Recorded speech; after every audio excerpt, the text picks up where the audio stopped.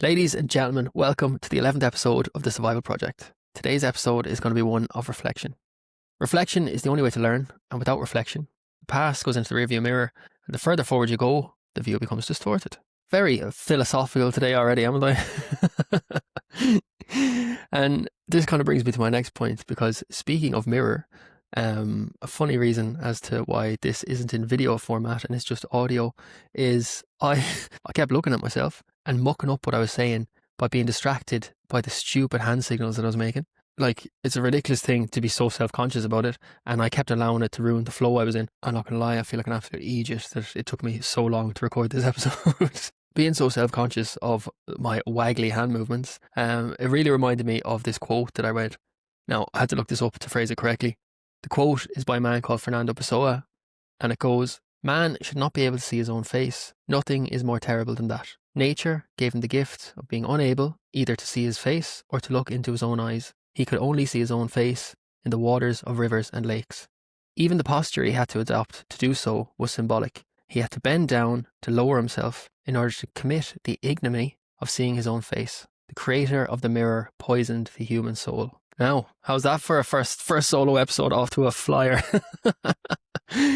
That quote has stuck with me since the first time I read it, and it really rings true to, as a society, I suppose, we've become utterly obsessed with our own looks, and it's not slowing down. Social media was absolute petrol to the fire. It has 100% made us all so self-conscious.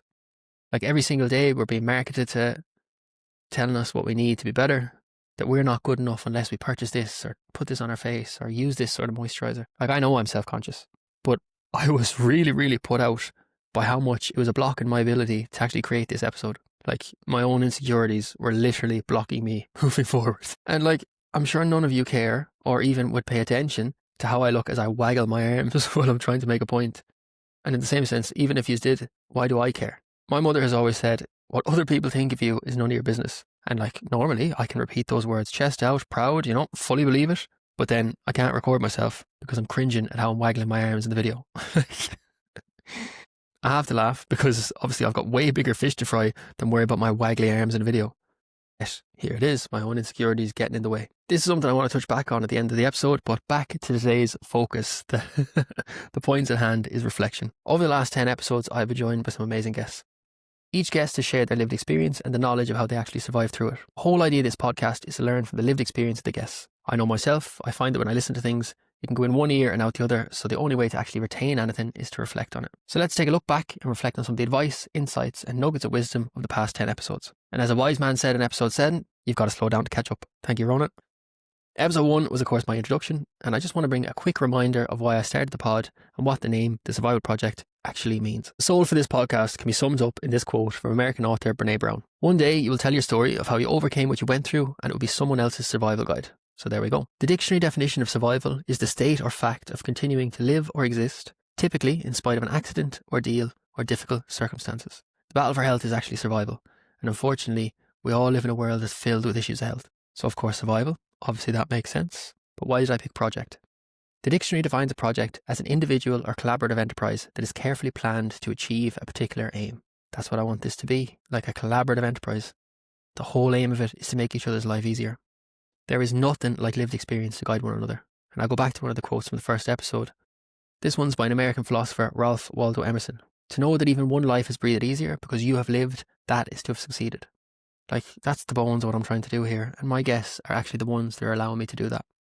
So, a massive thank you to everyone who's joined me so far, but back to the point of the episode, let's dive into reflections. Episode 2, I was lucky to be joined by my own darling mother, and this episode brought up a lot of stuff in our own household that we talked about after the episode. More reflection. A family member remarked to me that they couldn't listen initially. They tried, but they actually had to turn it off after a couple of seconds. Now, seconds, not even minutes. This really rings true to the effect chronic illness has on everyone in the family, not just the person experiencing it. This episode is still to this day my most viewed, and I've received so many lovely messages from parents thanking my mom for her insight. Like, it really is lovely to get those messages that, you're really on the right track and sharing information that people can really benefit from. Like, that's the purpose of this pod, just to help each other out and share what we've learned along the way. That brings me to why I actually named this episode We're All Alone in This Together. It's a direct copy in homage of the Dave album for any Dave fans out there. When it comes to chronic illness, we can find ourselves alone and isolated, whether that's the person experiencing it or a parent or a family member or friend trying to help. It can feel lonely looking for answers, trying to navigate without the map. But we are all together in it. To remember that even in the times you feel alone, this is community. I really want to build a community that can help each other, so that even in those times of isolation, there's the option to send a DM for help or listen to a podcast for advice. No one can fight your daily battles but you. But if you're here listening, welcome. We are in it together. We're fighting together. We're learning together and helping each other together. Now, sorry, I went off on a bit of tangent there, talking about my really cool episode name that I came up with, which was stolen, but anyway. Episode 2 was a lot about communication. Something I could probably still work on. Seems I keep going off on tangent, but I don't know. Maybe it's more focused than communication I need to work on. But in the sense of communication, Mom says, don't hide the illness, educate your child. They're more resilient than you think. Initially, hiding problems from children is a protective response, of course. But the other side of the coin is you can actually empower a child with the correct knowledge. Giving a child correct education, instead of causing fear, can actually help to alleviate it and give them much better coping skills for the future. And also, when it comes to communication, it's not just between the parent and child, it's with everyone. You have to educate everyone around you so they actually know what's going on. The more understanding people have, the more compassion can grow. If there's silence or there's holes in the story, you're only giving them pieces of the jigsaw. This can only build the isolation and actually bring so much more frustration from both sides. People not knowing that they need to support and people feeling that they're not being supported. Another point my mom makes is that when you see your child sick, your heart breaks, but you have to wear the mask. So hiding your own fear to protect the child, but because of this, you have to put on the tough face act, You still have to go and seek help for your own mental health. If you're not healthy yourself, you're not in a position to help them. And negatives can have a ripple effect that can cause issue in so many other parts of life. Another thing my mother said was that talking about it removed the shame and keeping it hidden made it heavier. The moment you share your truth, you control the weight of it. Keep it on the topic of communication. There's also the communication between parents. That channel has to be open, and that although there can be rows, there's plenty in our house. But even though there is these rows, you have to remember that you're both hurting, and to remember that we all have our own unique way of dealing with a sick child. And of course, not all happy families. Mom makes the analogy of we're not all the Waltons, and I had to I had to ask her to explain who the Waltons were. But seemingly, and I got a few comments about it, everybody knows who the Waltons are. But look, you don't know who the Waltons are, drop me a comment. When there's sickness in a family, it's just pure tough times. These tough times are very real, and arguments and tears are healthy because, once you get everything out in the open, there can be no misunderstanding. And if we're open with each other and communicate, that leaves no room for error. When everybody involved knows how the other person is feeling and why they're feeling that way, this is the place where you can actually heal and cope together. Now, I'm not going to lie, I'm very proud of this episode. Proud of my mum, proud of my dad, proud of my siblings. Frog in the throat. Like, everyone who coped for me, and it brought up a lot of stuff, and we've been through a lot as a family, but I can 100% say that I'm stronger and more close to everyone in my family because of what we've gone through. But not just because of the experience itself, but because we've actually spoken openly to each other about it. So, power of communication. Episode 3 was with an absolute powerhouse of a lady, Sarah O'Connor. Life with MS and Crohn's disease. One or the other would be bad enough, but what Sarah is dealing with is navigating a genuine minefield. And especially as part of our conversation, she explained how the medication for one can actually negatively affect the other. Sarah goes massively into depth about the juggling act of trying to keep both in check and how hard that can actually be. She speaks on how she herself has had to take on the mantra, you have to deal with the shark closest to the boat. I will never forget that statement. Every single episode there's been parts that have really stuck with me, and that exact statement is one I have ruminated on a lot. When you actually watch back on the podcast, you can see from the look on my face the way it hits me. On the level, that sentence is decisiveness, it's courage, it's action. But when you dive a little bit further, it's fear, it's pressure, and it's raw survival. To be clear in the context in this instance of where the mantra came from. Sarah's treatment for her Crohn's and her MS clash, so she essentially had to choose which one to fight. Turn and fight one, and hope the other doesn't stab you in the back. That sentence shows days and weeks that go into the choices that have to be made fighting chronic illness. Decisions that absolutely can't be made overnight. Decisions you have to discuss with your family. You have to, maybe go to someone else who's a professional, engage in therapy. Hours upon hours of thinking, weighing up the positives and the negatives. We only get one life, and the burden of chronic illness steals your physical health first, then your mental health, and all the while is robbing you of time. The theft of time, sounds like a tongue twister. The theft of time. The theft of time is a theme of every one of these episodes. Sarah is an amazing advocate and speaks so eloquently. So if you'd like to hear the full episode, you can check back to episode 3. Episode 4 was with Louise Tuffy. Seb and Louise actually go way back. We trained as hairdressers in Dublin over 10 years ago now, came to the realisation, which is scary. But of course, neither of us, you can't tell the future, and we didn't know that we would actually come back in contact through both of our lived experience of fighting chronic illness. But yeah, the funny old world, isn't it? Louise shared deep insight into learning to live with MS. Standing up for herself in a broken system and still building a happy life. Louise was diagnosed with highly active, relapsing, remitting MS 5 days before her 25th birthday after months of genuinely frightening symptoms. One of the symptoms she got was full side, on the left side. Well, yeah, her whole left side went entirely numb. And she used to be getting these like electric shock vibrations down her spine. Like, they're just terrifying symptoms to be experiencing. And like, that's so physically hard. But of course, the mental hardship can be as tough as the physical. And mentally, she admits she spent years in survival mode, burying everything. And only recently, she actually came back to counselling to deal with the emotional fallout. Louise talks about how harmful dismissive healthcare experience can be. This has been another unfortunate theme in a lot of episodes, but Louise explains how this experience has caused her to learn to advocate fiercely for herself. Like in her own case, she's been waiting for an MRI scan for, I think she said it was 2 or 3 years, and she's now had to go and pay privately at the cost of €1,000 to go for a scan that should be readily available for her to check on whether her symptoms are progressing. Like, the burden of chronic illness doesn't just stop at the symptoms. The financial burden is another life-changing part of it. And to actually quote Louise on the topic of personal advocacy, it's your life and your illness. They're not living it. You have to speak up for yourself. If you're looking for advice or looking for inspiration on personal advocacy, this is an episode you need to check out. On to episode 5. So, episode 5, I spoke to Siobhán Francis. Siobhán shares a very powerful and a very raw account of living life with Crohn's disease and a stoma. And by raw, we had a section there where we talk about doctors putting fingers into stomas. It's something I've experienced, and it is not something you will ever forget. Siobhán's journey with chronic illness starts around 16 when he was diagnosed with Crohn's disease. After living through years of chronic symptoms, repeated abscesses, brutal surgeries, failed medications, finally, Sean sums up his decision with the strong words and a tattoo to match: bite the bullet. Strong words that led to a life-changing decision. Sean's journey covers everything from the shock of diagnosis, the devastation of Humira suddenly failing, and relentless cycle of surgeries. I think he mentioned they need over 8 in total. It's a journey that's hard in the body and hard in the mind. Sean talks very honestly about the mental toll, the fear that never fully goes away, and the strange middle ground of feeling physically good while mentally processing years of trauma. In like my own case, Sean's stoma ultimately gave him his life back. He speaks about how training and fitness became both therapy and a good structure to build back up, and how family support carried him through the darkest moments. Sean also opens up about dating, and a quote that I now regularly use in regards to dating with a stoma: anyone that matters doesn't care, and anyone that cares doesn't matter. Like, I absolutely love that. Regaining the confidence for dating post-stoma surgery is not easy, but I can also stand testament to that statement. Sean talks about setting small goals on your climb back post-surgery, and understanding that even in chronic illness, better chapters do come. Myself and Sean have spoken on Instagram over the last 2 years. It was actually great to be able to properly sit down and talk it all out. A lot of things that we've spoken about in messages, but just to have a good conversation and realise, like a lot of these experiences are shared and we can have a laugh about them, but it's a tough path to get there before you can laugh about it. But definitely using humour as a coping mechanism is another big theme of this. Like, for me, being able to connect with just amazing people who are actually looking to help other amazing people. Recently, I met a young man who told me he suffered with MS, and he asked me about the podcast.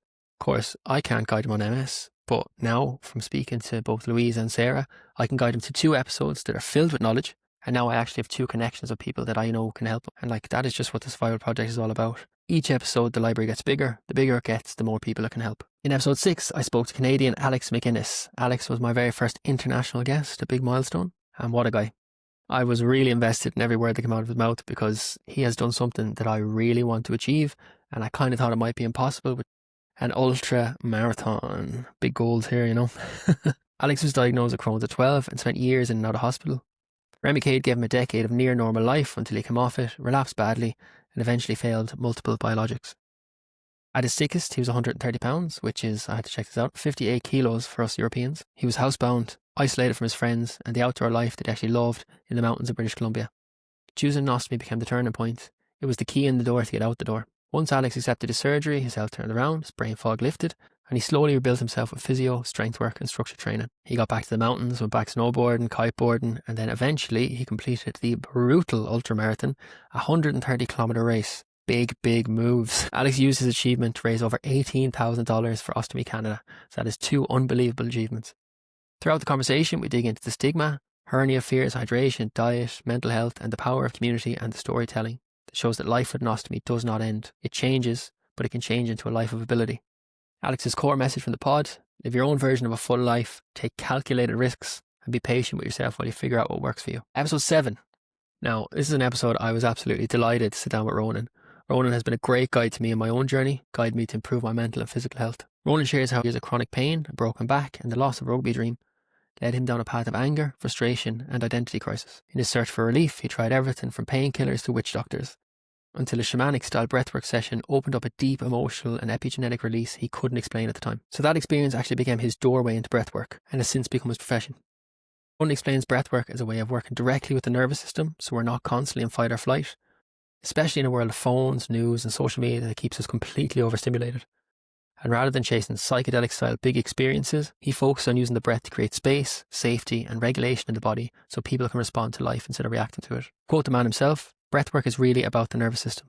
It is about teaching the nervous system how to be more manageable, create space so you're not reacting to life, but you're more positively tuned to it." He breaks down the foundations, prioritising nasal breathing, getting the diaphragm working again, and sorting sleep before going into deeper and more cathartic styles of breathwork. He talks about anger, shame, low self-worth, anxiety, and sleep issues as the most common things people present with, and how consistent practice, not i.e. obviously one big session, is what actually changes lives. Much like going to the gym, you got to put the reps in. One really memorable part where Ronan dives into the mask we wear. We all wear masks in different areas of life, and how breathwork actually helps us move closer to our true self, finding out our real boundaries, our own values, instead of being driven by consumer culture and achievement. Ronan said, "We all wear a mask, family mask, work mask, lads mask, and eventually we can actually think we are the mask." On the topic of joy, Ronan says it's the ability to sit with any emotion and not react in a wake of regret. Throughout the whole episode, it comes again and again to a powerful message: slow down to catch up. Use the breath as a daily practice, and remember you're not alone in feeling overwhelmed or disconnected. Episode 8. Myself and Ruth go way back. I used to do her hair, I was her hairdresser. And of course, we would have spoken and I would have known about what she went through, but I had no idea what she actually went through. Ruth shares a powerful and emotional journey that begins with months of ignored symptoms. Symptoms started in late 2019, rapid, unexplained weight loss, exhaustion, stomach pain, and bleeding. She actually chats about the compliments from initial weight loss and liking it, but of course ignoring the symptoms of it, until it reaches the point of, oh fuck, there's something really wrong here. Like many young people, she dismissed it out of embarrassment and fear. By March 2020, her GP sent her straight to A&E, where she was diagnosed with Crohn's disease, and she was admitted to hospital just as COVID was breaking out. Scopes revealed ulcers from her esophagus down to her bowel, confirming the disease. Got out of hospital, steroids stabilised her, and she returned home during lockdown. But by June, she'd become violently unwell again. An emergency surgery to remove her appendix unexpectedly revealed a neuroendocrine carcinoid tumour. Weeks later, she was told she'd need major surgery to remove half her large intestine to ensure the cancer hadn't spread. So at 25 years old, Ruth was dealing simultaneously with an autoimmune condition, a cancer diagnosis, COVID fears, and literally, being locked at home. Talk about a time. Good side of things, thankfully the cancer hadn't spread. The surgery also removed an infected section of bowel, which temporarily eased her Crohn's. She says herself the recovery was long, she couldn't walk without support, and didn't return to work for over a year. Cancer Care West provided physiotherapy. They also provided counselling and emotional support. She said herself a time when she felt like an imposter for having cancer without actually needing chemo. These are all a great help, she says, to help rebuild her mentally and physically. Ruth now manages her Crohn's with Stellara every 4 weeks. She has a careful diet. She uses nasal breathing techniques from working at her job at Oxygen Advantage, ensuring she gets the right sleep, journaling, and ensuring she has daily routines that try and reduce stress. Ruth's had the opportunity to travel, and she's travelled to Thailand, Australia, the US and Europe, not letting her illness prevent life experiences. Speaks very candidly about body image, mentioned it earlier about losing weight from illness, and initially, of course, feeling validated by compliments, only to later have the oh shit moment. She shares openly about the dating challenge for women with chronic illness, the fear of symptoms on dates, the cultural taboo, and the importance of actually normalising what we're experiencing. Ruth offers a great reflection on the toxicity of the career ladder pressure, talking about the importance of focusing on personal paths, joy, family, and health. On to episode 9. Ellie, how and what a story this is. Ellie shares her extraordinary journey that begins with a completely healthy childhood and spirals into a decade-long medical collapse that no teenager should ever have to face. At 15, she developed severe stomach pain. What followed after that is years of being dismissed, disbelieved, and misdiagnosed by multiple GPs and hospital specialists. Ellie was repeatedly told it's exam stress, it's anxiety. She was told she was attention-seeking. She was also told that she had an eating disorder. From this, being feared she was going to be shipped off to the facility. Despite her consistently worsening symptoms, she was met with personal blame rather than care. Her story is absolutely mind-boggling. The response she received when she was just looking for help. His health declined to the point where she couldn't walk, she couldn't eat, and she couldn't bathe without someone helping her. After 18 months of tests that showed nothing, one doctor finally says the words she needed to hear: "I believe you." He actually diagnosed Ellie with gastroparesis and intestinal dysmotility. By then, Ellie is so malnourished, she's placed on TPN through a central line. She's unable to eat or drink for 2 years. Her disease is then labelled to her as life-limiting, and she is discharged. At Ellie's lowest point, her mother is her lifeline. She refuses to accept that this is going to be Ellie's life, and she finds another young woman with a similar condition who had been seeing a surgeon in London Thank God for our mammies fighting for us, huh? Ellie, literally at the point of no return, just such a low point, she actually reluctantly agrees to go and meet the surgeon. And this is the appointment that changes everything. The surgeon actually discovered 2 rare vascular compressions that were affecting Ellie's intestines and on her kidney, and he believed that a radical surgery could actually restore her life. Now, the drama doesn't end there. Fortunately, the NHS refuses to fund it, so her community actually fundraises for the money so Ellie can have the surgery. In 2019, Ellie undergoes a 7-hour surgery, and afterwards, the initial months are absolutely brutal. She can't hold down food, but I remember listening back to this and like just the I don't know, tingles I got. Like, there was one day that after 3 months, she couldn't keep down any food, but she was able to keep down a teaspoon of bolognese, and everything changed from here. Ellie slowly regains her ability to eat. She comes off TPN. She rebuilds her strength and actually begins living again. 6 years later, she's fully eaten, she's stable in weight, and she's actually gone to King's College in London, studying journalism, and still running her project A Note of Hope, where she shares recovery stories and advocates for patients who face dismissal in the healthcare system. Ellie talks deeply about her mental health and how therapy played a major role in rebuilding it, using therapy to rebuild the trust and self-worth after years of trauma and isolation. Ellie is an absolutely phenomenal writer, and I want to mention this beautiful piece she wrote about hope. After hundreds of treatments, hope was the most effective and potent one of all. That one is literally printed in my mind. We all know what it's like to cling to hope, and we also know what it's like to lose it. But hope is a very powerful tool. Thank God Ellie's hope has come to fruition. Today, happiness for Ellie is feeling safe in who she is, living in the present, and imagining a future she once believed impossible. Hope shows up for her in small daily moments, and she now works to pass that hope on to others who feel as lost as she once did. What a lady. Episode 10. So this is actually one of the hardest journeys that I've heard so far. Siobhán, unfortunately, lost years of her life to chronic illness and medical negligence. Siobhán, a single mother from Galway, has been living with stage 4 endometriosis for 16 years, myocarditis, and has actually suffered a perforated womb. Her story starts with endometriosis. On her 3rd endometriosis surgery, her womb was perforated. From this, she developed complications and infections, and there was no proper aftercare, no plan, no follow-up. No safety net. As she says herself, she never fully recovered from that surgery. It was around this time that her heart started to go out of control. She would wake at night with her heart racing over 200 beats per minute. She collapsed, broke her nose, fractured her arm.